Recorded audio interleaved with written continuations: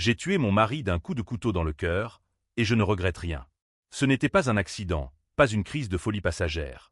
C'était la conclusion logique d'une trahison qui s'étalait sur des années, comme un poison lent dans les veines d'une vie que j'avais crue parfaite. Et le pire? Il souriait encore quand la lame a pénétré, comme s'il savait que c'était inévitable, comme s'il l'avait provoqué. Mais commençons par le début, par ces 5 semaines où le monde s'était tu pour moi, me privant de la seule arme qui aurait pu me sauver plus tôt, l'écoute. Paris, cette ville des Lumières que j'adorais tant, était devenue un tombeau silencieux. Un accident banal, une chute dans le métro, un traumatisme crânien, m'avaient plongé dans une surdité partielle, un voile épais sur les sons. Les voix de mes proches n'étaient plus que des vibrations lointaines, des murmures indistincts que je devinais à leurs lèvres. Mon mari, Antoine, veillait sur moi avec une tendresse exagérée, me caressant les cheveux comme on console un enfant. Sa mère, cette vieille harpie aristocratique du 16e arrondissement, venait tous les jours avec des soupes fades et des regards compatissants. Ou du moins, c'est ce que je croyais. Quand Louis m'est revenu, ce n'était pas dans la joie d'un concert au Louvre ou d'un café animé sur les quais de Seine. Non, c'était dans la pénombre de notre appartement haussmannien, au milieu de la nuit, quand un craquement m'a tiré du sommeil. Mon oreille gauche, d'abord, a capté un bourdonnement, puis des mots. Des mots clairs, nets, comme des lames. Antoine, penché sur le téléphone, chuchotait à sa mère « Elle ne se doute de rien, maman. Mais il faut qu'on la protège. » Non, pas elle, le secret. Si elle savait pour l'accident de papa, pour ce que j'ai fait gober à la police. Elle nous détruirait tous. J'ai figé, le cœur battant comme un tambour de guerre. Le secret. L'accident. Papa. Tout remontait à la surface, plus noir et plus putride que les égouts de la capitale. Je m'appelle Élise Moreau, et à 35 ans, j'étais ce qu'on appelle une femme accomplie dans les cercles parisiens. Conservatrice d'art au musée d'Orsay, épouse d'un avocat brillant, mère d'une petite fille de 7 ans nommée Camille. Notre vie coulait comme la Seine sous le pont des Arts, élégante, prévisible, avec juste assez de remous pour pimenter les dîners en ville. Antoine et moi nous étions rencontrés à Sciences Po, dans une salle de séminaire sur Balzac, où il avait cité la comédie humaine avec un sourire qui faisait fondre les cœurs les plus endurcis.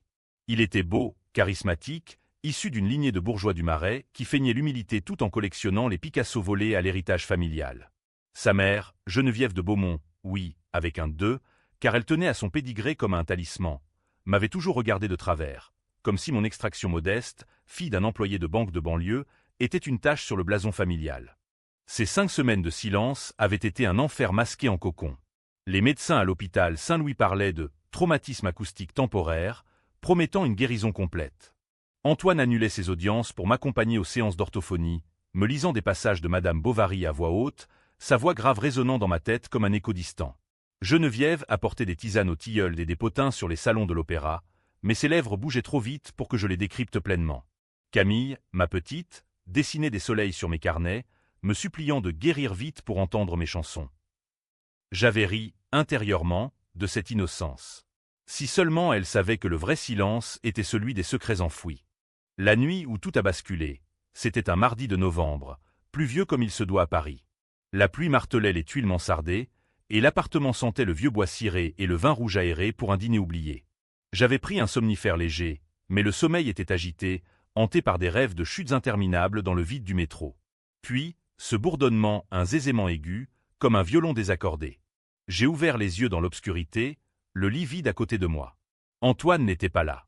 Un filet de lumière filtrait de la cuisine adjacente, et des voix basses, étouffées, parvenaient à mon oreille gauche, encore faible mais affamée de son. Je me suis levé sans bruit, pieds nus sur le parquet froid, et j'ai avancé comme une ombre. Le téléphone d'Antoine était calé contre son épaule, et il marchait de long en large, silhouette noire contre la lueur de la lune sur la tour Eiffel au loin. « Maman, écoute-moi. Élise est en train de récupérer, mais on ne peut pas risquer qu'elle entende quoi que ce soit. Souviens-toi de ce qu'on a juré après l'accident de papa. J'ai pris la faute, j'ai dit aux flics que c'était moi au volant, ivre et imprudent. Elle était innocente, la petite pute qui l'accompagnait aussi. Un accident, un virage mal négocié sur la route de Normandie. Mais si Élise fouille, si elle relie les points. Elle sait pour notre mariage, pour l'argent qu'elle m'a apporté. Elle me déshériterait, ou pire. J'ai agrippé le chambranle de la porte, le monde tournoyant comme un tableau de monnaie floue. L'accident de papa. Le père d'Antoine, cet homme distant que j'avais à peine connu, mort 5 ans plus tôt dans un crash de voiture sur la 13. Antoine avait toujours clamé sa culpabilité. Un soir arrosé, une dispute conjugale avec sa première femme, une erreur fatale. Il avait purgé une peine symbolique, 6 mois avec sursis, grâce à ses connexions au palais de justice. Et moi? J'avais été là, à le soutenir, à payer les avocats avec mon héritage modeste, à le reconstruire comme un vase brisé. Mais là, dans ce chuchotement, la vérité suintait. Ce n'était pas lui au volant. C'était son père, avec une maîtresse, et Antoine avait couvert le scandale pour protéger l'honneur familial.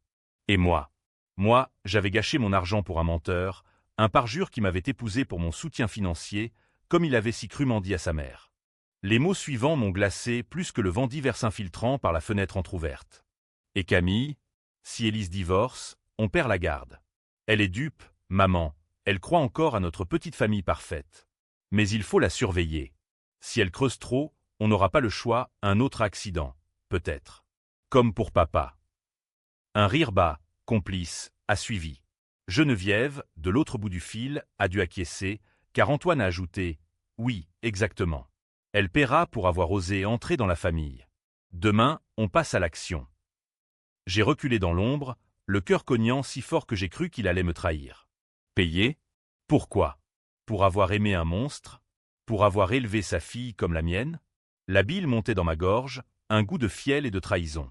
Je suis retourné au lit, feignant le sommeil quand il s'est glissé près de moi, son corps chaud contre le mien, murmurant un « bonne nuit » que je feignais de ne pas entendre. Mais intérieurement, une flamme s'allumait, pas celle de l'amour, mais celle de la vengeance, sombre et impitoyable, comme les catacombes sous nos pieds.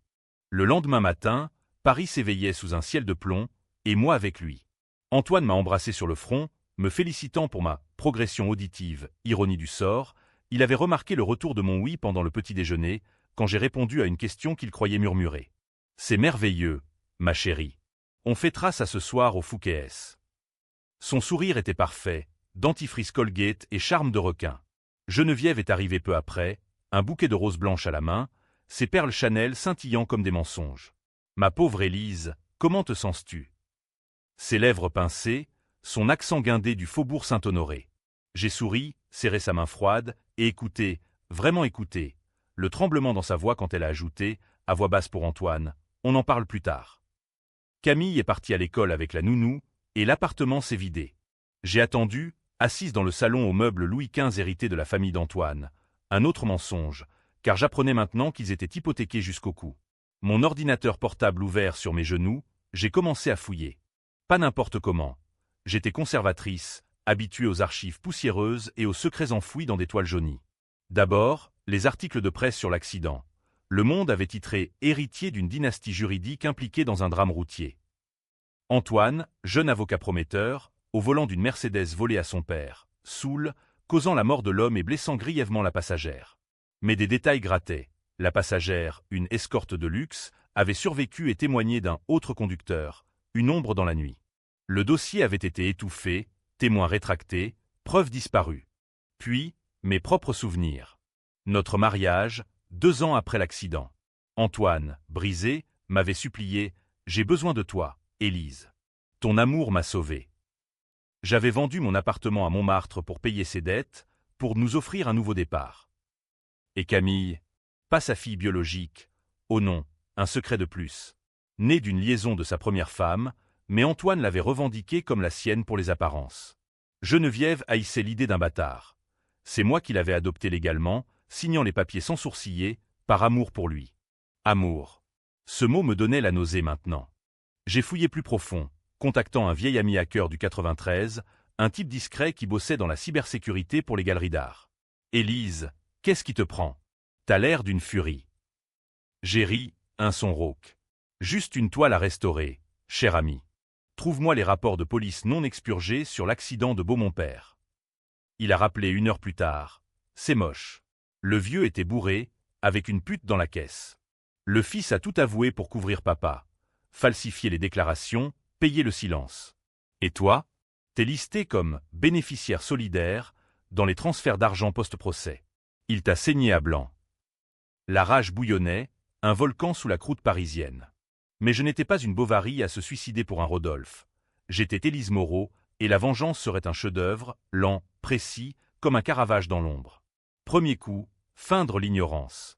Ce soir-là, au Fouquet's, sous les lustres dorés et les regards envieux des touristes, j'ai trinqué avec Antoine, mes yeux dans les siens. À nous, mon amour. À notre secret. Il a pâli, imperceptiblement, mais j'ai vu le doute s'insinuer, comme une fissure dans un vase Ming. Les jours suivants ont été un jeu d'échecs mortel. Geneviève m'invitait à déter chez elle, dans son hôtel particulier du 7e, avec vue sur l'Invalide. Tu es pâle, ma chère. Louis qui revient, c'est stressant. Je hochais la tête, écoutant ses ragots sur les maîtresses des ministres, mais mon esprit cartographiait ses mensonges. Un après-midi, alors qu'elle servait le Darjeeling, elle a laissé échapper « Antoine est si protecteur ». Comme avec l'accident. Il a tout porté sur ses épaules pour nous. J'ai feint la surprise. Quel accident, Geneviève? Elle s'est figée, t'es renversée sur la nappe en lin. Oh, rien, ma chérie.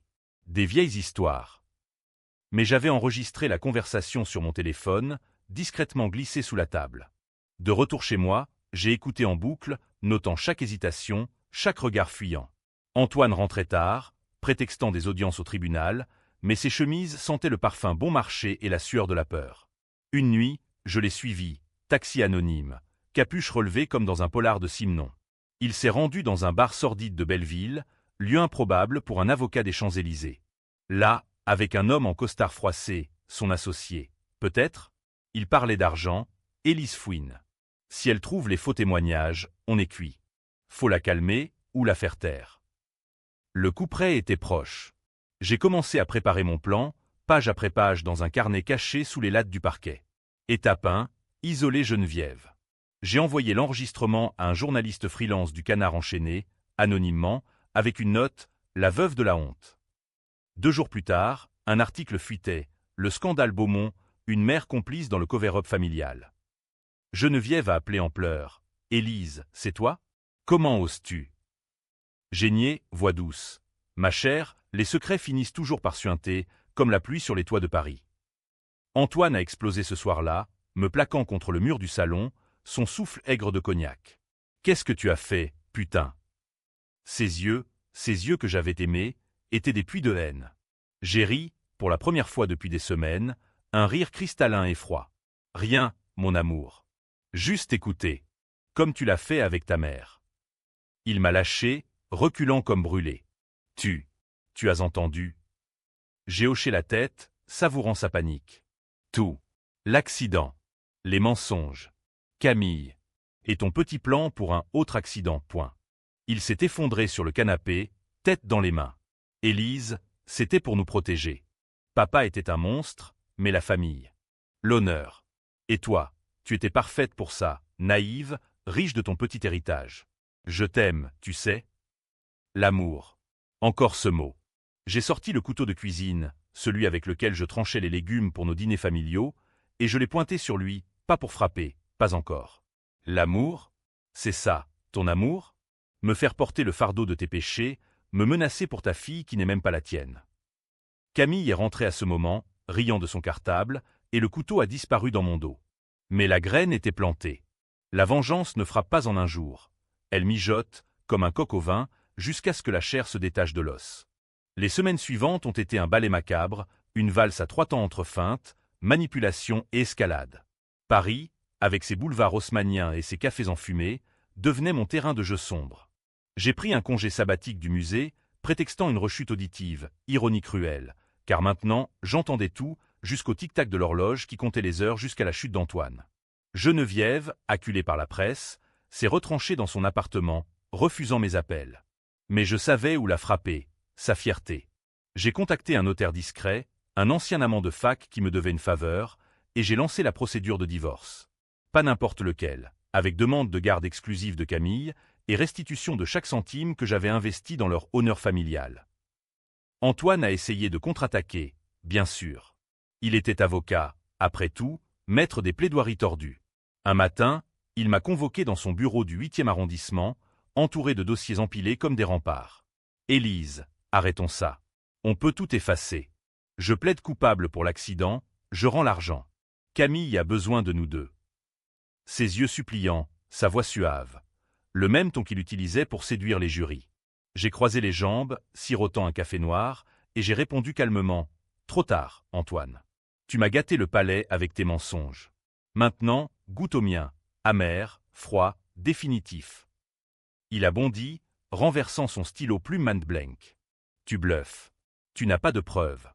Et pour Camille, tu vas la priver de son père. J'ai souri, sortant une enveloppe Kraft de mon sac.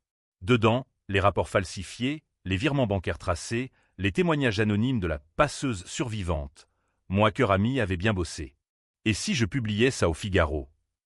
L'avocat prodige, fossoyeur de son propre père, point. Il a blêmi, s'asseyant lourdement. Qu'est-ce que tu veux, Élise? De l'argent? Une villa en Provence. J'ai secoué la tête. La vérité. Et ta tête sur un plateau. Dehors, la pluie tombait drue sur les Champs-Élysées, et je suis sorti dans la tourmente, libre pour la première fois depuis des années. Mais la vengeance n'est pas linéaire. Elle serpente, comme les rues du Marais. Antoine a riposté par la voie légale. Une requête pour expertise psychiatrique, arguant ma fragilité post-traumatique. Le juge, un vieux renard du palais, a ordonné une évaluation. J'ai passé l'après-midi avec une psychologue aux airs de nonne, dans un cabinet lambrissé de la rue de Rivoli. Madame Moreau, parlez-moi de votre mari, de cet accident que vous mentionnez. J'ai pleuré, pas des larmes de crocodile, mais de vraies, salées, pour l'amour perdu, pour la vie volée. Il m'a menti sur tout. Il m'a utilisé comme un paravent pour ses crimes familiaux. Et maintenant, il veut me faire passer pour folle pour garder sa fille. La psy a noté, hochant la tête. C'est courant dans les trahisons conjugales, le déni, puis l'attaque. À la fin, son rapport penchait en ma faveur. Patient stable, victime de manipulation psychologique. Antoine a reçu la copie par courrier recommandé, et son appel ce soir-là était un hurlement. « Salope! Tu as tout manigancé !» J'ai raccroché, verrouillant la porte, et j'ai ouvert une bouteille de Bordeaux. Un Château Margaux volé à sa cave personnelle. Seul avec Camille endormie, j'ai trinqué à l'avenir, à la liberté, ma puce. Maman va te protéger. Mais Geneviève n'était pas vaincue.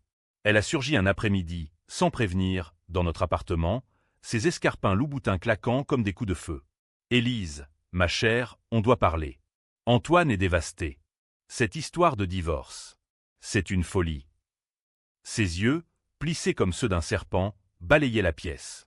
J'ai servi du thé, main tremblante non de peur, mais d'anticipation. « Assieds-toi, Geneviève. Et dis-moi la vérité, pour une fois. Ton mari, le monstre au volant, était-ce vraiment un accident ou un suicide déguisé pour échapper à ses dettes? » Elle a tressailli, perle serrée dans son poing. « Comment oses-tu? C'était un homme honorable. Antoine a tout sacrifié pour nous. » J'ai appuyé sur play sur mon téléphone, l'enregistrement de sa conversation nocturne avec son fils diffusé à plein volume. Ses mots empoisonnés emplissaient la pièce. Un autre accident, peut-être. Geneviève s'est décomposée, fondant en larmes théâtrales. C'était pour te protéger, Élise. Tu n'es pas de notre monde. Tu as apporté l'argent, oui, mais aussi le chaos. Si le scandale éclate, Camille en souffrira. J'ai ri, un son strident. Me protéger? En menaçant ma vie? Ton fils m'a épousé pour mon compte en banque, et toi, tu as applaudi. Pour l'honneur? Non, pour l'hypocrisie bourgeoise. Elle s'est levée, hagarde. Tu ne comprends pas. Il y a plus. Le père d'Antoine. Il avait un testament. Tout allait à la maîtresse si le secret sortait. Antoine a dû falsifier pour nous sauver. Et toi? Tu étais le bouclier parfait. Le twist mineur, un testament caché. Mais ça ne changeait rien. Ça enfonçait le clou. Je l'ai mise à la porte, doucement mais fermement. Va-t'en, Geneviève. Et dis à ton fils que le jeu est fini. La presse s'est emparée de l'affaire comme un loup d'une proie. Libération titrait « Trahison en haute société. Une conservatrice d'art contre une dynastie pourrie ». Les amis du couple, ces faux culs des dîners du jeudi, choisissaient déjà leur camp. Certains me soutenaient en privé. Antoine était un serpent, ma chère. D'autres le défendaient. Élise exagère, c'est le stress. Camille, innocente, me serrait dans ses bras. Maman, pourquoi papa crie au téléphone? Je la câlinais, murmurant des promesses. Tout ira bien, mon cœur. Les méchants tombent toujours. Antoine, acculé, a tenté le chantage. Un soir, il s'est pointé ivre, forçant la porte. J'ai des preuves contre toi, Élise. Ton petit hacker? Il est clean, mais toi. T'aimais à l'amant notaire. Un adultère, et pouf, garde perdue. Mensonge pur, mais ça piquait. J'ai sorti le spray au poivre de mon sac, précaution de femme seule à Paris, et je l'ai aspergé. Il a hurlé, trébuchant dans l'escalier. Appel à la police, mon mari violent, ivre, menace. Les flics du commissariat du 6e l'ont embarqué pour la nuit, et le lendemain, une ordonnance de protection. Le divorce avançait, âpre comme un procès d'assises. Audience au tribunal de la Seine, juge aux robes noires, avocat en toge. Antoine plaidait la réconciliation, ma cliente aime encore son mari. C'est une crise passagère. Moi, représenté par un ténor du barreau, payé avec les premiers remboursements où je démolissais, M. Moreau a construit notre union sur un cadavre de mensonges. Il m'a fait endosser financièrement ses crimes et menacé physiquement. Les pièces à conviction s'empilaient. Enregistrement, virement, témoignage. Le juge fronçait les sourcils. C'est grave, maître. La garde ira à la mer, provisoirement. Antoine sortait de la salle, visage crispé, mais ses yeux brillaient d'une lueur nouvelle. La peur, oui, mais aussi la ruse. Il préparait un contre-coup, je le sentais. Et il est venu, vicieux, sous forme de lettre anonyme glissée sous ma porte. Dedans, une photo de Camille à l'école, avec un mot « Arrête » ou « Elle paie ». Mon sang s'est glacé. La vengeance devenait personnelle, mortelle. J'ai appelé un privé, un ex-flic de la PJO nez cassé, spécialisé dans les sales affaires. Surveille Antoine. Et trouve-moi des leviers. Ces rapports arrivaient par mail crypté. Antoine en rendez-vous secret avec un voyou de Pigalle, discussion sur un contrat, pas légal, clairement. Geneviève liquidait des bijoux chez Christie's, frénétiquement. Ils paniquaient, et ça les rendait imprévisibles. Une nuit, je me suis réveillé en sursaut, un bruit à la fenêtre. Une ombre, un craquement. J'ai saisi le couteau de cuisine, cœur battant, et j'ai crié « Qui est là ?» Silence. Mais le lendemain, une brique traversait la vitre du salon, avec un message « Tais-toi ou meurs ». La tension montait, un étau autour de ma gorge. Paris, ma ville amour, devenait un labyrinthe de paranoïa. Je promenais Camille masquée, changeant de trajet, dormant avec une arme sous l'oreiller. Mais la flamme en moi grandissait. Pas de fuite, non. Contre-attaque. J'ai rencontré le privé dans un bistrot de Ménilmontant, sous les néons clignotants. Il a engagé un type pour te faire peur, madame. Mais j'ai mieux, des preuves qu'il détourne des fonds clients au cabinet. Corruption, gros. Le coup suivant, je balance au procureur. Pas tout, pas encore, juste assez pour un raid. La police déboule au bureau d'Antoine un matin, menottes au poignet, caméra de France 2 en embuscade. Titre, avocat parisien soupçonné de détournement, le mari trompé au cœur du scandale. Il nie, hurle, mais les algues s'enroulent autour de ses chevilles. Geneviève craque en premier. Elle m'appelle, voix brisée. Élise, pitié. Retire la plainte. Antoine va tout perdre. Je réponds, glacial. Comme moi, tu veux dire? Ton fils m'a volé 10 ans de vie. À ton tour de payer. Elle raccroche, et 2 jours plus tard, un colis arrive. Un chèque pour la totalité de mes investissements, plus intérêts. Victoire partielle. Mais la vraie bataille est pour Camille. Le juge tranche, garde alternée, mais avec supervision pour Antoine. Il accepte, vaincu en apparence. Un dîner réconciliateur est proposé, chez elle, pour l'unité familiale. Je sais que c'est un piège, mais j'y vais, armé de mon enregistreur et d'un espoir tordu. Peut-être une confession finale. La table est dressée, cristal et argenterie, Camille en robe à volant. Antoine, rasé de frais, verse le champagne, à un nouveau départ. Geneviève hoche la tête, yeux baissés. Mais sous la table, sa main tremble. Le dîner s'étire, conversation banale sur l'école, le temps. Puis, Antoine se penche, « Élise, je suis désolé. Pour tout. L'accident, les mensonges. Même pour t'avoir aimé trop mal. » Ces mots sonnent faux, mais je joue le jeu. Prouve-le. Dis la vérité à Camille, un jour. Il hésite, et là, le twist, Geneviève explose. Non, c'est toi la cause de tout, Élise. Si tu n'avais pas apporté cet argent sale, ton père, ce banquier véreux qui a ruiné des familles, nous serions sauvés. Argent sale? Mon père? Un choc. Elle savait pour l'affaire mineure de mon père, un prêt douteux en 2008, et l'utilisait contre moi. La table vire au chaos. Antoine tente de calmer, mais je bondis. Menterie. Toujours. Camille pleure, et je l'emmène, laissant le couple s'effondrer dans leurs propres débris. Dehors, sous la pluie, je réalise. La vengeance n'est pas finie. Ils contre-attaqueront, plus vicieux. Et moi? Je deviendrai le monstre qu'ils ont créé. La nuit après le dîner raté, Paris m'a paru plus hostile que jamais. Les lumières des réverbères se reflétaient dans les flaques comme des yeux accusateurs, et chaque ombre dans la bouche de métro semblait porter le visage d'Antoine. J'ai ramené Camille à l'appartement, l'abordant avec des histoires de princesse vengeresse, twistées pour l'occasion, où la belle au bois dormant poignarde le prince charmant. « Maman, c'est méchant », a-t-elle murmuré, mais ses yeux brillaient de curiosité. L'innocence, ce bouclier fragile contre le monde adulte. Le lendemain, le scandale a enflé comme un feu de joie maléfique. Le Parisien splashait, guerre conjugale chez les élites, accusations de meurtre couvert et chantage filial. Les appels pleuvaient, amis, collègues, même le directeur du musée. « Élise, c'est du sensationnalisme. Reviens au boulot, on a besoin de toi pour l'Expo Monet. » J'ai décliné, poliment. Ma vraie expo était en cours, celle d'une vie démontée pièce par pièce. Le privé, mon ombre fidèle, m'a briefé dans un café anonyme près de Bastille. Antoine est en liberté sous caution, mais il complote. Rencontre avec un juge corrompu, un vieux de la famille. Et Geneviève, elle vend tout, l'hôtel particulier est en vente. J'ai hoché la tête, notant mentalement. La ruine financière, un bon début, mais pas suffisant. La vraie douleur vient de l'intérieur, comme un cancer. J'ai décidé d'attaquer sur le front personnel. D'abord, Camille.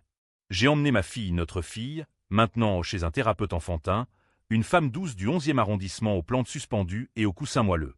Raconte-moi papa, ma puce. Camille a dessiné, un soleil noir, une maison fendue. Papa dit que maman est méchante parce qu'elle veut le quitter. Mon cœur s'est serré. Antoine l'empoisonnait déjà, semant les graines de la division. Le thérapeute m'a pris à part, il y a signe de manipulation parentale. Documentez tout. J'ai fait plus. J'ai installé un logiciel espion sur le téléphone de Camille, illégal, immoral? Peut-être, mais la guerre n'épargne pas les innocents. Les messages d'Antoine affluaient. Dis à maman que tu veux rentrer à la maison. Elle t'enlève à moi. Rage. J'ai répondu par un mail à son avocat. Tentative d'aliénation parentale. Ajoutez ça au dossier. Puis, le coup d'éclat, une interview anonyme à Marianne. Pas signée, mais assez détaillée pour que le monde devine. La veuve noire de la famille Beaumont. Comment une mère a couvert un homicide pour sauver les apparences. Les détails sur le testament falsifié, les pots de vin au juge, tout, sauf mon nom. Geneviève a implosé publiquement. Une crise de nerfs filmée devant chez Christis, hurlant au paparazzi. C'est elle. Cette garce d'Élise. Les réseaux sociaux s'enflamment. Beaumont-Guette, avec des camps, pauvre famille détruite par une hystérique, vs, justice pour les victimes des riches. Antoine, rusé comme un renard, contre-attaque avec un coup bas. Une rumeur circule. J'aurais eu une liaison avec le hacker, preuve fabriquée, photo truquée d'un dîner innocent. Le juge ordonne une enquête. Je passe un après-midi au commissariat, face à un inspecteur blasé. Madame, ces images. Explicites. Falsification grossière, pixels flous, mais assez pour salir. Je riposte, expertise numérique, payé cher. Résultat, montage évident. Antoine perd des points, mais la boue colle. La tension culmine lors d'une audience pour la garde. Salle bondée, flash des photographes. Antoine, costume impeccable, pleure en direct. Je suis un père aimant. Élise me punit pour des erreurs passées. Le public, juré populaire, murmure, divisé.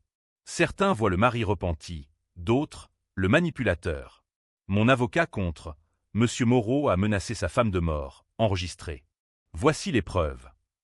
L'enregistrement joue, sa voix, un autre accident. La salle retient son souffle. Le juge suspend l'audience, réexamen en profondeur. Dehors, la horde médiatique m'engloutit. Madame Moreau, est-ce de la vengeance ou de la justice? Je fixe la caméra, voix ferme. C'est ce qui arrive quand on gâte le silence trop longtemps. Viral. Mais la nuit, seule, les doutes rongent. Suis-je la héroïne ou la vilainesse? Camille me demande, « Maman, quand on revoit papa ?»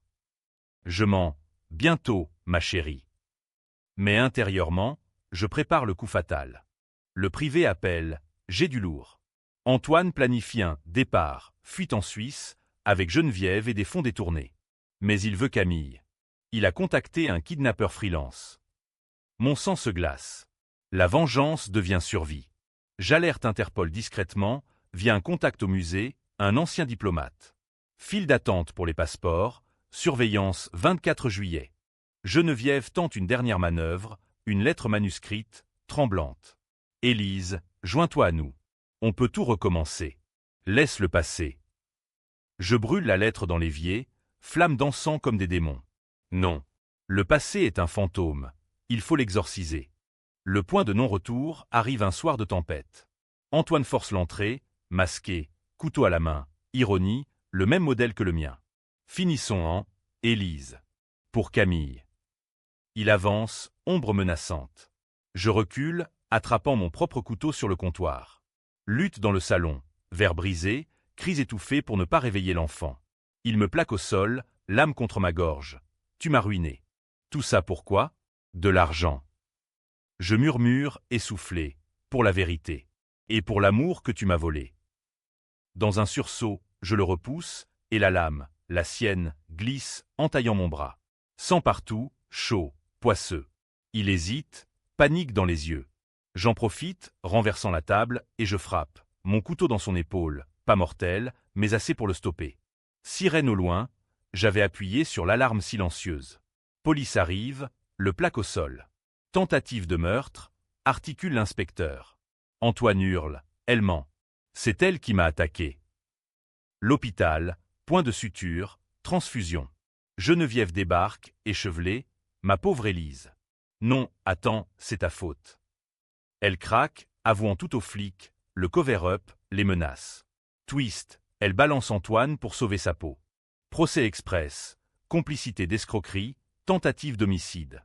Moi, libéré, mais marqué. Camille en thérapie, moi en live. La vengeance triomphe, mais à quel prix?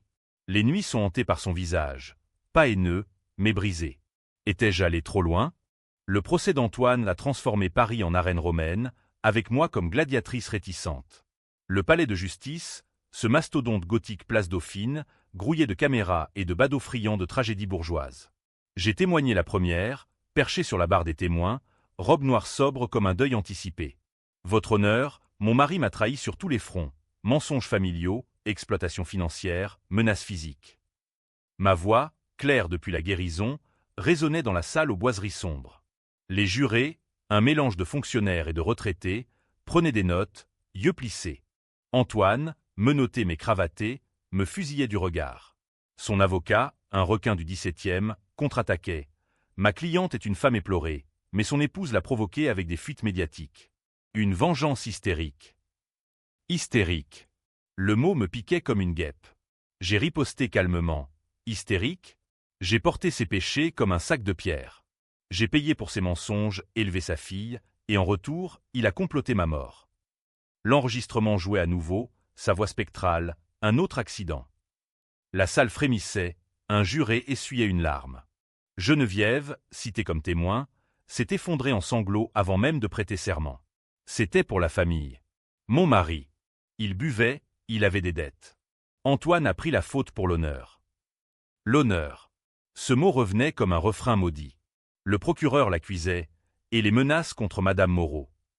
Elle bafouillait, des paroles en l'air. Élise n'est pas des nôtres. Elle a apporté le chaos avec son argent. Le juge tapait du marteau, répondait précisément. Elle craquait. Oui, on a parlé d'un accident. Mais Antoine, il est allé trop loin. Les preuves s'accumulaient. Forensique sur le couteau, traces ADN, virement bancaire. Mon bras bandé était exposé comme une relique. Antoine, dans sa déposition, jouait la carte de la victimisation. Élise m'a piégé. Elle a tout orchestré depuis son silence. Une manipulatrice. Le public se divisait. Des posts sur X clamaient « Libérez Antoine, cadre de la cancel culture ». D'autres « Justice pour Élise, icône des femmes trahies ». Moi, au milieu, je me sentais nauséeuse. La vengeance, ce plat froid, avait un goût de cendre. Camille n'assistait pas, bien sûr, placée chez une tante maternelle en Normandie, loin du cirque. Mais ses dessins arrivaient par courrier. Maison en feu, soleil souriant. « Maman gagne », écrivait-elle. Gagner? À quoi bon, si la famille était en ruine? Le verdict tombe après 3 jours. Coupable d'escroquerie aggravée, tentative d'homicide, 5 ans ferme. Antoine s'effondre, hurlant « C'est elle la criminelle ». Transféré à Fresnes, menottes cliquetantes. Geneviève, complice, écope de sursis et d'amende, sa chute sociale pire que la prison. Elle vend l'hôtel particulier, déménage dans un studio du 13e, fantôme d'elle-même. Libérée, je retourne au musée, mais les tableaux me paraissent ternes. Les monnaies, avec leur nymphéa flou, me rappellent le voile de ma surdité, un temps où j'ignorais la laideur sous la surface. Collègues chuchotent, héroïne ou mégère. Je souris, indifférente. La vengeance m'a guérie, ou du moins anesthésiée. Mais le twist couve. Un mois plus tard, une lettre d'Antoine, de sa cellule. « Élise, tu as gagné la bataille, mais pas la guerre. Il y a un secret plus grand. Demande à ta fille qui est son vrai père. » Mon monde vacille. Camille, pas sa fille, on savait, mais... J'appelle la tante, rien d'anormal. Pourtant, le doute s'insinue. Je creuse, test ADN secret, via un labo discret. Résultat, Camille est bien de la première femme d'Antoine. Soulagement? Non, car la lettre continue. Et ton père? Il n'était pas banquier honnête. Il a ruiné ma famille en 2008. C'est pour ça que papa est mort, suicide après faillite. Flashback, mon père, retrouvé pendu dans son garage, dépression. Geneviève l'avait dit au dîner, argent sale. Vrai? J'appelle la Cœur, vérifie les archives bancaires de 2008. Révélation, mon père avait orchestré une fraude, ruinant des clients, dont les Beaumont. L'accident n'était pas un suicide déguisé, mais une vengeance? Non, le père d'Antoine, ruiné, avait bu, craché. Antoine m'avait épousé non seulement pour l'argent, mais pour la revanche, épouser la fille du tueur financier. Le cycle de trahison bouclait, générationnel. Je confronte Geneviève, dans son studio misérable, odeur de moisi et de regret. C'était pour ça? Vous m'avez haï dès le début. Elle hoche la tête, yeux vides, ton père nous a détruits. Antoine voulait te posséder, te faire payer.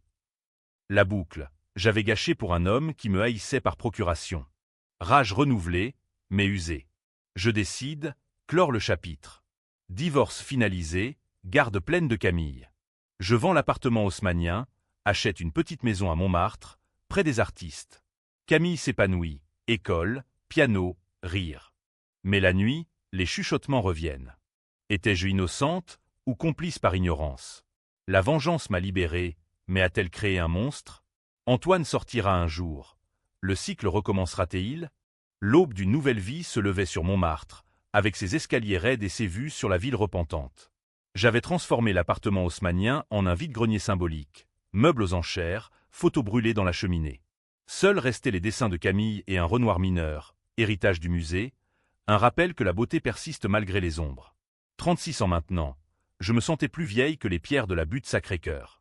Le travail reprenait, une expo sur les impressionnistes sombres, ceux qui peignaient la lumière fuyante. Ironie, ma propre lumière, revenue avec Louis, illuminait les recoins pourris. Camille s'adaptait, petite parisienne intrépide. « Maman, on va voir papa ?» demandait-elle parfois, et je répondais « quand il sera guéri de ses mensonges ». Thérapie pour nous deux. Elle dessinait des familles recomposées, moi je parlais de trahison comme d'une maladie contagieuse. Le thérapeute, un barbu freudien, hochait « Vous avez brisé le cycle, Élise.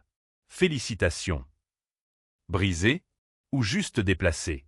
Geneviève disparaissait dans l'oubli, un appel larmoyant pour Noël, ignoré.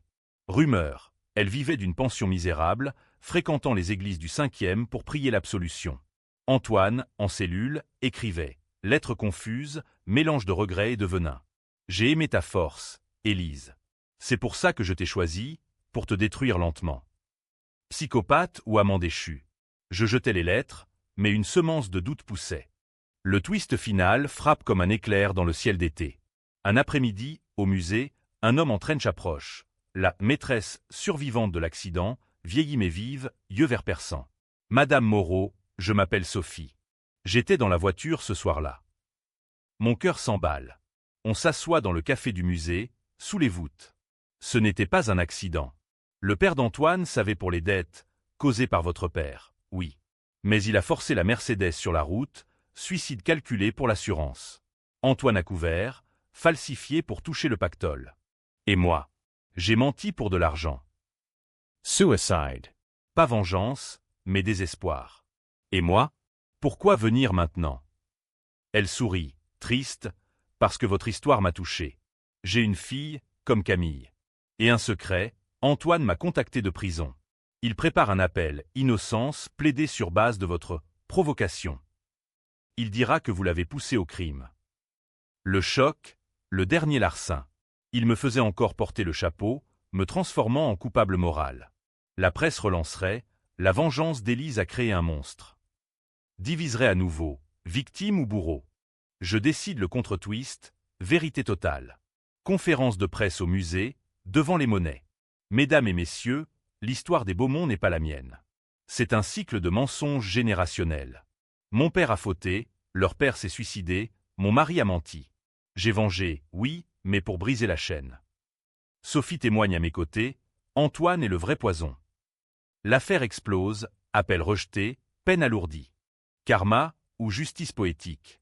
Antoine, isolé, sombre dans la folie carcérale. Geneviève, brisée, s'exile en province. Moi, je vis. Nouveaux amours? Pas encore. Un café solitaire sur la place du Tertre, observant les artistes. Camille grandit, forte. Maman, t'es une guerrière. Épilogue UAM. Des années plus tard, Camille lit mon journal. Ces pages que j'écris maintenant. Maman a tué papa? Demande-t-elle, 16 ans. Je secoue la tête. Non, ma chérie. J'ai tué le mensonge. Mais la vengeance. Elle laisse des cicatrices. Elle hoche, compréhensive. Fin heureuse? Biquet. Les lecteurs jugeront, divisés comme toujours. Paris continue de couler, indifférente, et moi, j'écoute, vraiment, les murmures de la ville. Mais dans le silence de la nuit, je chuchote à l'ombre d'Antoine. Tu as gagné une chose, tu m'as rendu invincible. Et je souris, dans l'obscurité.